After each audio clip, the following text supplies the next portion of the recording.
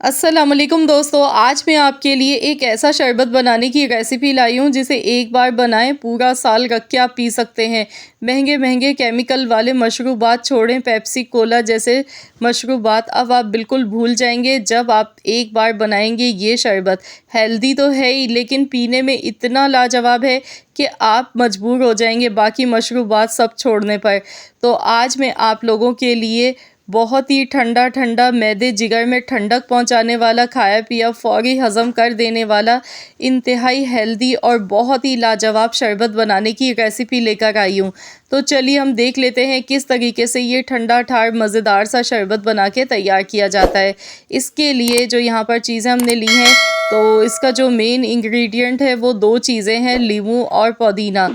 दोनों ही तिब्बी हिसाब से बहुत ही ज़्यादा फ़ायदेमंद है मैदे जिगर के लिए। गर्मियों का तोड़ हैं ये दोनों चीज़ें। मैदे में ठंडक पहुंचाते हैं, जिगर में जो गर्मी हो जाती है वो भी दूर कर देते हैं, और जो भूख की कमी हो जाती है, गर्मियों में कुछ खाया पिया नहीं जाता है, और इफ्तार में तो ऐसा होता है कि रोज़ा जब हम खोलते हैं तो मैदे में भारीपन हो जाता है। तो जितना भी खाया पिया है इससे फ़ौरी हज़म हो जाता है। बहुत ही ज़्यादा हेल्दी शरबत है ये। इसके लिए पुदीना मैंने यहाँ पर एक गड्डी लिया है, तो यहाँ ये थोड़ा ज़्यादा मुझे लग रहा है, जितनी मुझे ज़रूरत होगी तो उतने पत्ते इसमें से हम ले लेंगे पुदीने के। तो यहाँ पर पुदीने के सिर्फ पत्ते हमने इस्तेमाल करने हैं, और इसके साथ हमने यहाँ पर खूब सारे लीमू लिए हैं। लीमू के बारे में तो आप सभी जानते हैं कि कितने ज़्यादा ये हेल्दी होते हैं।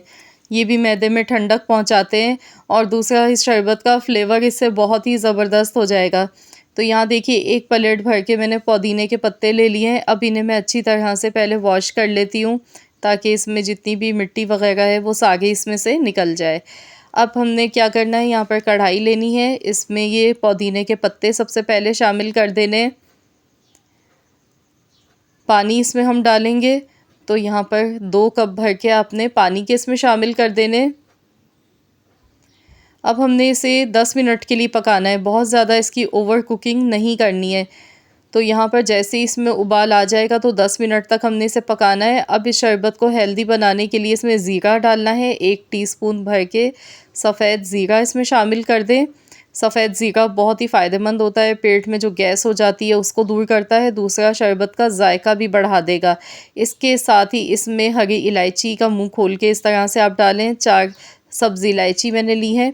तो ये फ्लेवर भी शरबत का बढ़ाएंगी और बहुत ही फ़ायदेमंद होती हैं, मैदे जिगर में ठंडक पहुंचाती हैं। तो अब यहाँ पर इसे बस अच्छी तरह से मिक्स कर लिया। देखिए पानी गर्म होना शुरू हो गया, उबाल आने लगा है इसमें। तो हम इसे पका लेंगे 10 मिनट के लिए खूब अच्छी तरह से, ताकि जितनी भी चीज़ें इसमें हमने डाली हैं इनका फ्लेवर आ जाए पानी में। तो यहाँ पर देखिए पानी का जो कलर है वो चेंज हो गया है। तो मैं आपको आज ऐसा तरीका बता रही हूँ कि आप इस शरबत को एक बार बनाएं और आप इसे स्टोर कर लें कई दिनों के लिए। एक चुटकी बराबर इसमें मैंने यहाँ पर सिट्रिक एसिड यानी कि टाटरी शामिल की है। इससे ये होगा कि शरबत हमारा ख़राब नहीं होगा, ना तो चीनी इसमें जब डालेंगे वो भी क्रिस्टलाइज़ नहीं होगी। वैसे तो लीमू भी डाल रहे हैं उससे भी नहीं होता है, लेकिन मैंने आपसे कहा ना कि पूरा साल भर आप इसे रख के पी सकते हैं। तो बस थोड़ी सी बिल्कुल आपने इसमें टाटरी शामिल करनी है, बिल्कुल चुटकी के बराबर। 10 मिनट के बाद अब हमने स्ट्रेन कर लेना है इसे।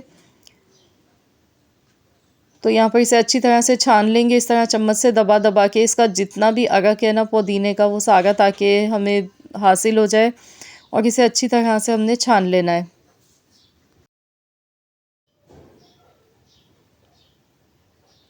वैसे अगर आप ये शरबत बना गए हैं सिर्फ 2 महीने के लिए या 1 महीने के लिए, तो फिर आप इसमें सिट्रिक एसिड ना भी डालें तो तब भी आपका आराम से चलेगा, बिल्कुल भी ख़राब नहीं होगा।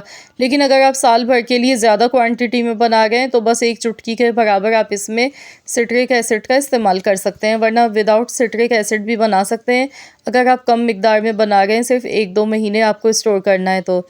अब यहाँ पर मैंने लीमू लिए हैं, तो यहाँ पर तकरीबन 4 से 5 बड़े साइज़ के लीमू का रस आपने इसमें शामिल करना है। इससे बहुत ही अच्छा इसमें फ्लेवर आएगा शरबत में।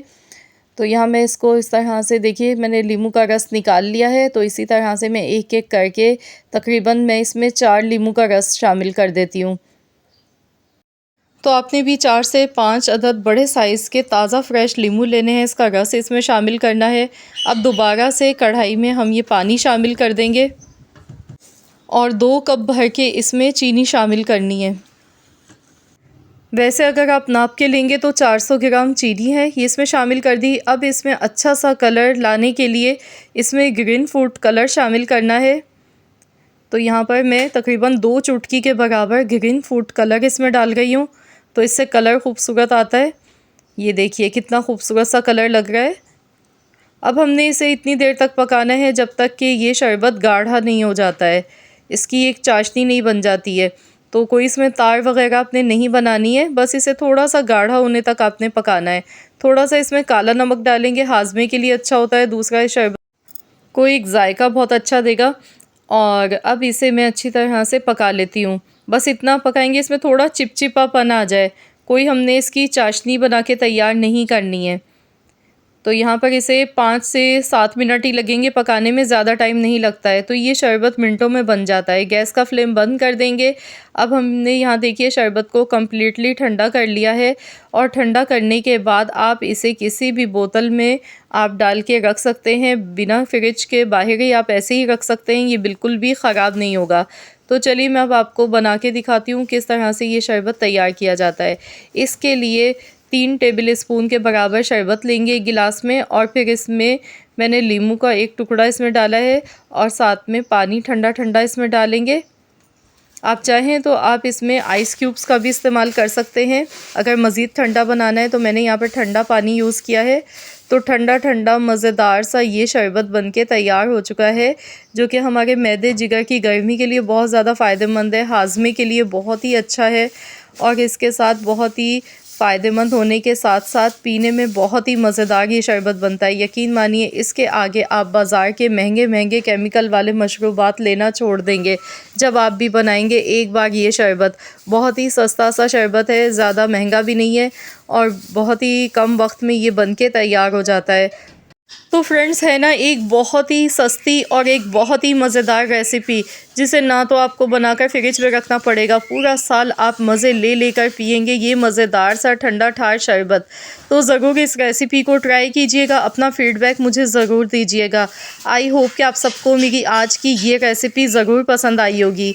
रेसिपी अच्छी लगी है तो वीडियो को लाइक कीजिएगा, शेयर कर दीजिएगा अपने दोस्तों के साथ, फैमिली मेम्बर्स के साथ। चैनल पर अगर आप नए हैं, आपने अब तक मेरे चैनल को सब्सक्राइब नहीं किया है, तो मेरी आपसे एक छोटी सी रिक्वेस्ट है कि चैनल को भी ज़रूर सब्सक्राइब कर लीजिएगा और साथ ही में दिए गए बेल आइकॉन को प्रेस कर दीजिएगा, ताकि आपको मेरी हर नई आने वाली वीडियो का नोटिफिकेशन सबसे पहले फ्री में देखने को मिल सके। तो मिलते हैं इंशाअल्लाह ताला एक और नई रेसिपी के साथ। तो जब तक के लिए अल्लाह हाफ़िज़।